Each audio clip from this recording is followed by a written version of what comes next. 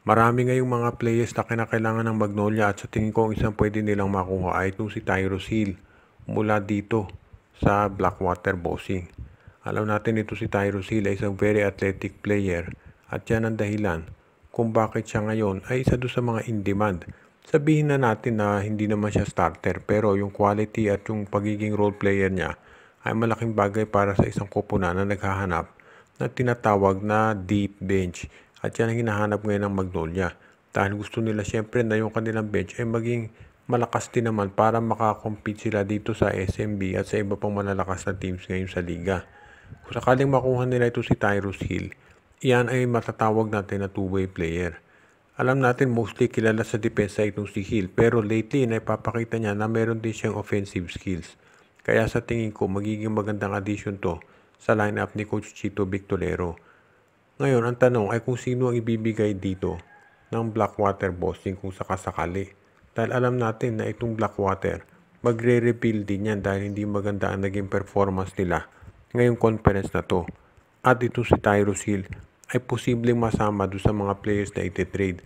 Ang tanong na lamang ay kung sino ang hihilingin kapalit.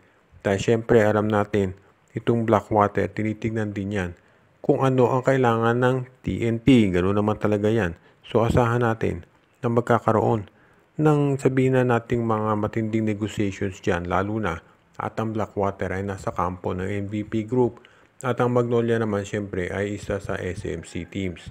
Sa ngayon ang maliwanag dito ito si Tyrus Hill. Maraming teams ang gustong makakakuha dyan at alam yun ng Magnolia kaya gusto na nga nilang unahan sa pagkuha sa nasabing player. Kung sakasakali na matuloy nga itong trade na to, makakajackpot ang Magnolia dahil napakahusay na player nitong si Tyrus Hill. Katulad ng sinasabi natin dati maraming mga teams interesadong makakuha dito kay Jeyo Ambohot at ang isa pa dyan ay itong Blackwater Bossing. Ito si Jeyo Ambohot ay isang 6'7 stretch forward at dahil sa height nito at sa kanyang 3-point shooting maraming teams ang gustong makakuha sa kanya. Kaya hindi na nakapagtataka na ganito nangyari nga dito. Pero sa tingin ko ngayon, itong Blackwater may isa pang dahilan kung ba't gustong makuha itong si Jeyo Ambohot.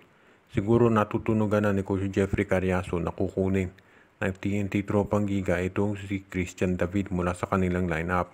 At kapag nakuha nila yan, well, syempre, mawawalan ng isang wingman itong Blackwater Bossing. Kaya gusto nilang makuha si Jeyo Ambohot para pumalit dito. Sa ngayon, hindi pa natin alam kung sino hihilingin kapalit ng Converge pero ito kasing si Ambohot ay bench warmer, si Converge Fiber Excess, hindi masyado ginagamit ni Coach Aldinayo. Pero mataas ang potential nito at kung nyo maaalala, hindi tinanggap ng Converge yung trade offer ng NLEX na si Joseph Taha ipapalit para dito kay Ambohot. Kaya yan ang dahilan kung bakit ngayon itong si Ambohot ay nasa Converge pa rin. Pero hindi pa natin natitiyak kung sino yung offer. Nakapalit naman itong Blackwater Bossing.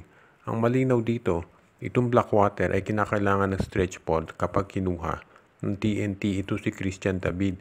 At yan ang dahilan kung bakit nila gustong makuha ito si Ambohot.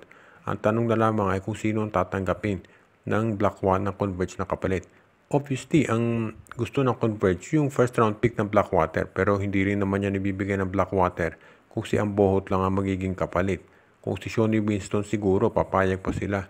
Pero sa ngayon marami namang ibang players dito sa Blackwater na mahuhusay na pwede ring makuha ng Converge Fiber Excess. So abangan natin kung ano magiging resulta ng transaction nito kapag nasabit na sa PBA Trade Office.